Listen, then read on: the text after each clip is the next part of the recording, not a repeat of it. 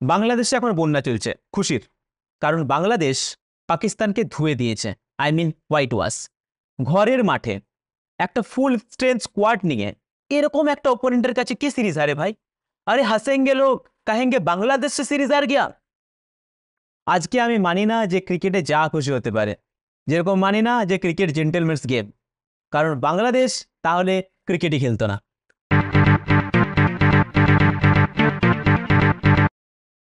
দেখছেন ফাইনালি বেঙ্গলির নতুন একটি পডকাস্ট। 2020-তে কোভিড শুরু হয়। কোভিডের পর গোটা পৃথিবীতে বহু কিছু বদলে গেছে। যদি কিছু বদলায়নি তাহলে দুটো জিনিস: এক, পাহাড়িদার সিঙ্গেল থাকা; দুই, পাকিস্তানের হোম সয়েলে সিঙ্গেল টেস্ট ম্যাচ না জেতা। পাহাড়িদা, কোনটা বেশি আনফর্চুনেট? অবশ্যই প্রথমেরটা বেশি unfortunate. Pakistan, I am most interested in them for meme material, but আর তার থেকে বেশি কিছু নয়। তবে হ্যাঁ, বাংলাদেশ যথেষ্ট ভালো ক্রিকেট খেলেছে দুটো টেস্ট ম্যাচ জুড়েই, যথেষ্ট ভালো পারফরমেন্স ওরা দিয়েছে। Specially I was quite impressed with their fielding efforts. মানে বাংলাদেশ বিং বাংলাদেশ, আমরা সকলেই জানি ওরা কতটা চোখ করে ইন ক্রাঞ্চ সিচুয়েশন, সেটা বোলিং হোক, ব্যাটিং হোক বা ফিল্ডিং হোক। তো ফিল্ডিংয়ে ওরা যথেষ্ট ভালো পারফর্ম করেছে। বোলিং তো নো ডাউট দে আউটবোল্ড পাকিস্তান ফাস্ট বোলার্স। আর ব্যাটিংয়ে তো আমরা জানি কতটা রেজিলিয়েন্স ওরা দেখিয়েছে, সেটা মুশফিকুর রহিম হোক বা লিটন দাস হোক বা সাদমান ইসলাম হোক প্রথম টেস্টের ফার্স্ট ইনিংসে বা সেকেন্ড টেস্টে আমাদের মেহেদী হাসান মিরাজ। তো যত অল অ্যারাউন্ড ওরা প্রত্যেকটা ডিপার্টমেন্টেই পাকিস্তানকে বিট করেছে দুটো টেস্ট ম্যাচ জুড়ে, এবং ডিজার্ভিংলি এই সিরিজটা জিতেছে। এই সিরিজ নিয়ে যদি একজন স্ট্যান্ড আউট প্লেয়ারের কথা বলতে হয় সেটা হচ্ছে লিটন দাস। হ্যাঁ, লিটন দাস টেস্ট ক্রিকেটে হাঁস ব্যবসা করে না, বাকি দুটো ফরম্যাটে করলেও। লিটন দাস 2019-এ যখন টেস্ট চ্যাম্পিয়নশিপ শুরু হয় তারপর থেকে 4টা সেঞ্চুরি করেছে আর 14টা 50+ স্কোর, যেটা ঋষভ পান্তের চেয়েও বেশি। আই মিন উইকেট কিপার হিসেবে সবচেয়ে বেশি। ঋষভ পান্তের পর প্রথম উইকেট কিপারের কথা যেটা মাথায় আসে, সেটা আপনারা মানুন না মানুন, সেটা লিটন দাসই।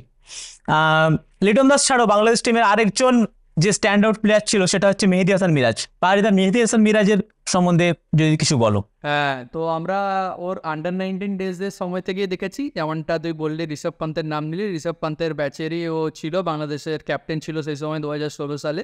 তারপরেই বাংলাদেশের নেক্সট বিগ থিং বলে বলা হতো মেহেদী হাসান মিরাজকে, সাকিব আল হাসানের পরে প্রমিসিং অলরাউন্ডার। তো মেহেদী হাসান মিরাজ একটা খুব বড় কীর্তি করেছে। Miraj is the only player to win Man of the Series award against both India and Pakistan. ভারতের এগেইনস্টে 2022 সালে ওডিআইতে ম্যান অফ দ্য সিরিজ হয়েছিল, এবং এখন টেস্ট সিরিজে ম্যান অফ দ্য সিরিজ হলো, যেটা আবার অ্যাওয়ে সিরিজ পাকিস্তানে গিয়ে এটাও। তো আগামী দিনে লিডারশিপ কোয়ালিটি মধ্যে দেখছে বাংলাদেশ ক্রিকেট। তো দেখা যাক, এখন নাজমুল হাসান শান্ত 3টে ফরম্যাটে ক্যাপ্টেন আছে, তো ওর যেরকম ফর্ম চলছে এটা যদি অব্যাহত থাকে তাহলে মেবি হয়তো গতি বদল হতে পারে এবং মেহেদী হাসান মিরাজকে দেওয়া হতে পারে ক্যাপ্টেন্সির। আর that's for another day for discussion. দেখা যাক কী হয়। তবে টেস্ট ক্রিকেটে যদি আমরা প্রিডমিনেন্টলি বলি, as a number 8 he is the best batsman in the whole world. এবং বোলিং তো আমরা জানি ও কতটা ভালো পরে এশিয়ান কন্ডিশনে। আই থিঙ্ক আশ্বিনের পরে is the best off spinner. তো Mehedi Hasan Miraz played really well throughout the series. Off spinner নাথানল্যান্ডকে ভুলে গেল। যাই হোক, এশিয়ান কন্ডিশনের মধ্যে বল।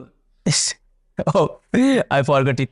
যাই হোক, যদি ব্যাটিং ফর্ম নিয়ে কথা হচ্ছিলই শান্ত, তার সাথে বেস্ট কম্পিটিটর হচ্ছে আমাদের এখন কিং বাবর আজম।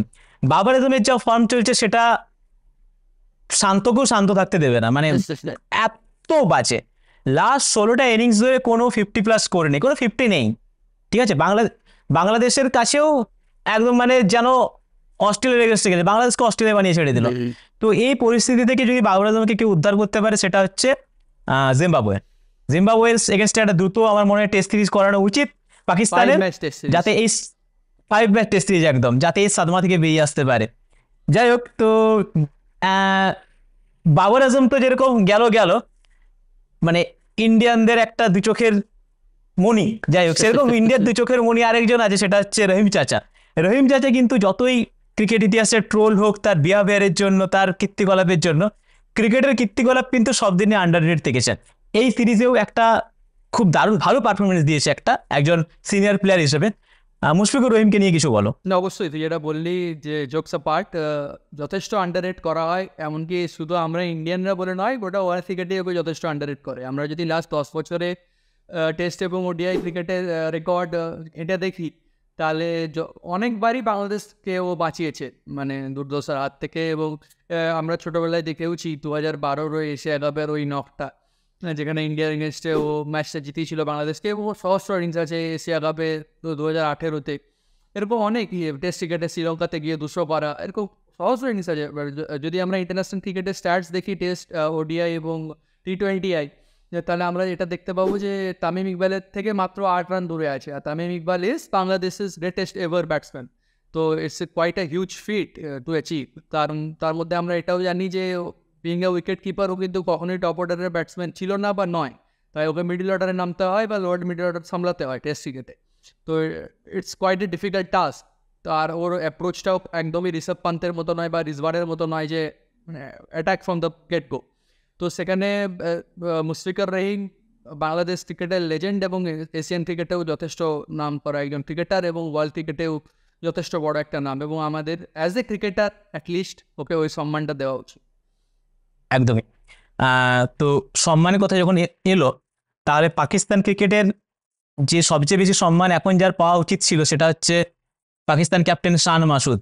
যে সম্মানটাতে দেওয়া উচিত ছিল, সেটা একদম পুরো খাড়ে উতরে অনেক ভাবনা চিন্তা করে বাবর আজমকে সরিয়ে ক্রিকেটের ক্যাপ্টেন করা হয় শান মাসুদকে। শান মাসুদ যেটা করে দেখিয়েছে, সেটা বাবর আজমও করে দেখাতে পারেনি। ভালো ইংরেজি শান বলেছে। মাসুদ লাস্টটা জোকস অ্যাপার্ট, শান মাসুদ লাস্ট 5টা ম্যাচের 5টা হেরেছে। শান মাসুদের এখনো খাতা খোলেনি। অস্ট্রেলিয়ার এগেনস্টে 3টে, আর এখানে বাংলাদেশের এগেনস্টে 2টো ম্যাচ। তো শান মাসুদ পাকিস্তান ক্রিকেটকে একটা অন্যরকম শান দিয়েছে। যাই হোক, তো তাকে খুব একটা বেশি তাকে নিয়ে কথা বলবো না। আর একটা প্লেয়ার যাকে নিয়ে কথা বললেন সেও বাংলাদেশের, সেটা হচ্ছে নাহিদ রানা। একটা দারুণ সেন্সেশনাল ফাস্ট বোলার। তো নাহিদ রানাকে তুমি প্রথম কোথায় দেখেছিলে?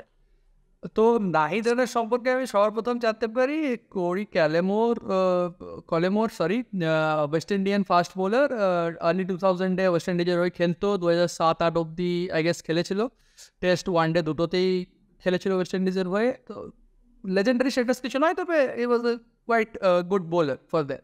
তো ও বাংলাদেশের একটা টেস্ট ওখানে তোর ফাস্ট বোলিং একাডেমি বাংলাদেশে চলছিল কিছুদিন ধরে। তো যেখান থেকে আই হোপ ইউ নো, মানে আমি শিওর তুই জানিস, সাকিব, যে হাসান সাকিব, যে তানজিদ হাসান সাকিব, যে টি20 ওয়ার্ল্ড কাপে এত ভালো বোলিং করলো, যথেষ্ট ভালো লাইন লেন্থের সাথে। তো তানজিদ হাসান সাকিব এবং নাহিদ রানাকে ও ওখান থেকে হ্যান্ডপিক করেছিল, এবং হাতুরে সিংকে, যে বাংলাদেশের এখন কোচ, তাকে গিয়ে রেফার করেছিল। তো ওয়ার্ল্ড কাপের আগে 2023 50 ওভার ওয়ার্ল্ড কাপ যেটা ইন্ডিয়াতে হলো, তার কিছু মাস আগে। তো তখন 20 বছর বয়স ছিল, তো সেই কারণে এতটা বেশি রিস্ক বাংলাদেশ নেয়নি। সাকিবকে নিয়ে গেছিলো, এবং সাকিবকে তারা ভালোভাবে প্রমোটও করেছে। নাহিদ রানাকে ওরা তারপরে লং টার্মের জন্য প্রমোট করলো। তো একটা জিনিস তুই শান্তনু দেখছিসই এখন ক্রিকেট মানে ওয়ার্ল্ড ওয়াইড, যে একটা টি20 লিগ এত পরিমাণে হচ্ছে, তো সেখানে টি20 লিগের মাধ্যমে এক্সপোজার দেওয়ার চেষ্টা করা হচ্ছে। বাংলাদেশ কিন্তু সেই জিনিসটা পারেনি, যথেষ্ট ভালো জিনিস। ওরা কিন্তু এত সেন্সিবল ডিসিশন আমরা সচরাচর বাংলাদেশ করতে দেখি না, কিন্তু এক্ষেত্রে ওরা করেছে। ওরা নাহিদ রানাকে কিন্তু এক প্রকার বলতে গেলে প্রমোট করেছে, তুমি ফার্স্ট ক্লাস ক্রিকেট খেলে। মাত্র 21 বছর বয়স, এবং এর মধ্যেই ও কিন্তু 19খানা ফার্স্ট ক্লাস ম্যাচ খেলেছে, এবং 70টার উপরে ওর উইকেট হয়ে গেছে অলরেডি। তো ফার্স্ট ক্লাস ক্রিকেটে তুই যত বেশি বোলিং করবি, তোর যত বেশি ওভার তুই বল করবি, তত বেশি তোর এক্সপোজার বাড়বে, তত বেশি তুই ইন্টারন্যাশনাল ক্রিকেটের ধারে কাছে আসতে পারবে ইন টার্মস অফ মাইন্ডসেট। তো টেস্ট ক্রিকেটে আসার আগে ওকে অনেকটা হেল্প করেছে। শ্রীলঙ্কার এগেনস্টে ও ডেবিউ করেছিল, ডেবিউতে 5টা উইকেট নিয়েছিল, কিন্তু হি লিকড লট অফ রানস দেন। তো স্বাভাবিক, আবার বাচ্চা, এই সময়ে এইসব জিনিস ওর হবেই।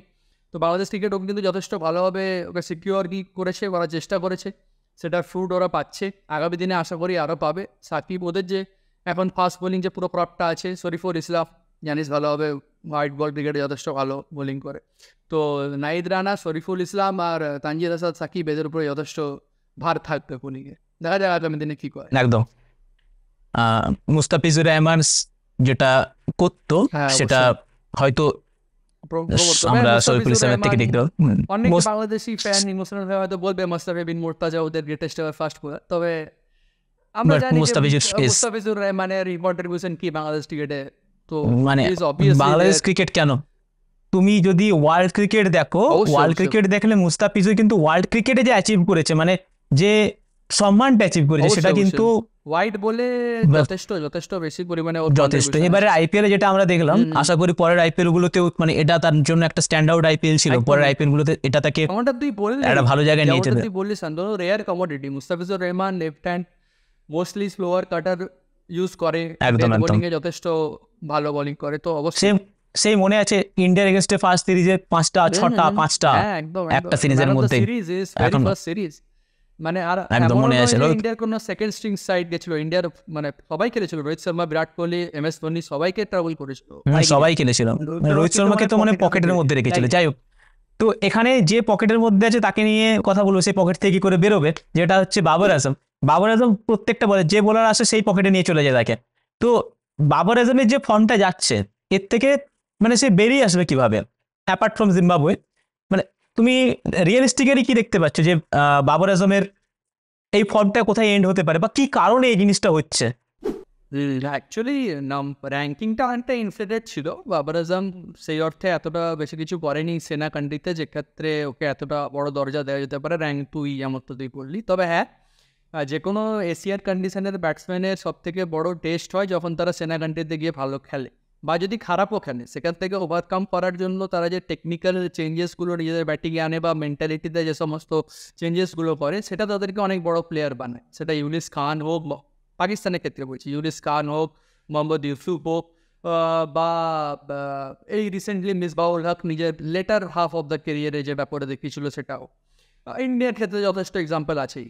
তো আমার মনে হয় যথেষ্ট সময় না ও এই T20 লিগ এদিক ওদিক খেলে, বা T20 প্রচুর পরিমাণে T20 ইন্টারন্যাশনালস খেলে, এর তার সাথে যেমনটা তুই বললি জিম্বাবুয়ে, নেপাল, এবিজি অনেকটি। তো এসব না করে যদি পাকিস্তান কোনোভাবে ওকে এক্সপোজারটা দিত, বা পুরো পাকিস্তান টিমকে এক্সপোজার দিত সেনা কান্ট্রিতে আরও বেশি পরিমাণে টেস্ট ক্রিকেট খেলা, তাহলে ওর ওভারঅল গেমটা অনেকটা পরিমাণে ইম্প্রুভ হতো। নেক্সট সাউথ আফ্রিকা ট্যুর আছে, বা আশা করবো আগামী দিনে ইংল্যান্ড, অস্ট্রেলিয়াতে গিয়ে ও যদি ভালো পারফর্ম করে, নিজের ভুলগুলো থেকে শেখে, তাহলে আমার মনে হয় ওর অনেকটা বেশি ইম্প্রুভমেন্ট হবে, রাদার দেন ওই পাকিস্তানের রোডগুলোতে রান বানিয়ে।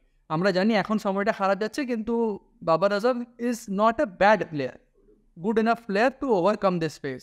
তো ওই সব রোডগুলো পিছে তো আবার রান করবেই। তো ওভারঅল অতটা গ্রোথ সেই হতে হবে না, 30 হয়ে যাওয়ার পরে চান্সও অনেকটা কমে যায়। তো এই সময়টা কোনো কাজে লাগাতে হবে, এবং বাইরে যতটা বেশি সে কাউন্টি ক্রিকেট হোক, county cricket would be a very good option. Although এখন কাউন্টি ক্রিকেটে যে সমস্ত পিচ হয় আমার মনে হয় না খুব একটা বেশি হেল্প করবে, কিন্তু তাও ওই এক্সপোজারটার জন্য কাউন্টি ক্রিকেট খেলুক, বা পাকিস্তানের যে সমস্ত বিদেশের ট্যুরগুলো হবে ওখান থেকে শিখুক এবং সেটাই মানে ইমপ্লিমেন্ট করুক, তাহলে আমার মনে হয় ওর অনেকটা বেশি ইম্প্রুভমেন্ট হবে, যেমন আমরা বিরাট কোহলির ক্ষেত্রে দেখেছি 2014 ট্যুরে। আচ্ছা, মুভিং অন, তোর কি মনে হয় যে বিরাট কোহলি আসন্ন যে বাংলাদেশ সিরিজটা আছে সেখানে against quality left arm spin ball বা স্পিন বল কেমন পারফর্ম করবে? তাইজুল ইসলাম যে কিন্তু কোইন্সিডেন্টালি খেলেনি এই সিরিজটাতে, স্টিল বাংলাদেশ ওয়ান, ইজ বাংলাদেশের বেস্ট স্পিনার। তো তাইজুল ইসলাম, সাকিবুল হাসান, মেহেদী হাসান মিরাজ, এদের এগেনস্টে কোহলির কীরকম পারফরমেন্স হতে পারে বলে তোর মনে হয়? দেখো, এখানে আমার মনে হয় যে বোলারদের চেয়েও সবচেয়ে বড় থ্রেট হবে, যেহেতু ইন্ডিয়াতে খেলা হচ্ছে, সেটা হচ্ছে পিচ। কারণ আমরা বিগত অনেকগুলো ম্যাচ মানে বছর ধরে দেখে আসছি যে ইন্ডিয়া এক ধরনের পিচ বানাচ্ছে যেখানে ম্যাচ 4-5 দিন অবধি ঠেসছেই রান, 2 দিন থেকে 2.5 দিনে বোঝা যাচ্ছে ম্যাচ কি হতে চলেছে। এবারে যখন যখন বাংলাদেশ, যখন আমি পার্সোনালি মনে করি যে ইন্ডিয়ার পর যদি স্পিন ডিপার্টমেন্ট হিসেবে দেখা হয়, তাহলে বাংলাদেশ হচ্ছে ইন্ডিয়ার পরেই বাংলাদেশের নাম আসা উচিত। এবারে যখন এরকম একটা স্পিন হেভি টিমের এগেন্সে তুমি খেলছো, তখন কিন্তু তোমার যা খুশি হতে পারে, যেটা আমরা 2022 সিরিজে দেখেছি যে ইন্ডিয়া যখন বাংলাদেশ গেছিল সেখানেও একই রকমের পিচ পেয়েছিল, আরও একটু খারাপ, যার জন্য ইন্ডিয়া হারলেও হারতে পারতো। সেখান থেকে আমাদের শ্রেয়স আয়ার, অশ্বিন এরা উদ্ধার করে আনে। সেম জিনিসটা কিন্তু ইন্ডিয়াতেও হতে পারে। তো সেখানে শুধু বিরাট কোহলি নয়, ইন্ডিয়ার যে কোনো ব্যাটসম্যান স্ট্রাগল করতে পারে। যদি পিচ ফ্যাক্টর হাঁটিয়ে দিই, তখন মানে পিচ খারাপ থাকলে তো কিছু বলার নেই, ওখানে তুমি জাজ করতে পারবে না একটা প্লেয়ারকে। যদি পিচ ফ্যাক্টরটা হাঁটিয়ে দিই, তখন আমার কিন্তু পার্সোনালি মনে হয় যে বিরাট কোহলি খুব বেশি এক্সপোজড হবে, কারণ বিরাট কোহলি যা এক্সপোজড হওয়ার স্পিনার গেছে সেটা অলরেডি হয়ে গেছে।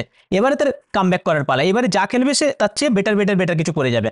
আমরা যেটা আইপিএলে দেখলাম যে আগের বারের মতন কিন্তু স্পিনে অতটা বেশি দুর্বলতা নেই। হ্যাঁ, স্ট্রাইক রেট মিডল ওভার্সে কমে যাচ্ছিল, বাট প্রচুর রান করেছে স্পিনার এগেস্টে, খুব বেশি স্ট্রাগল করেনি। তো আমার মনে হয় না সেরকম ভাবে স্ট্রাগল করবে।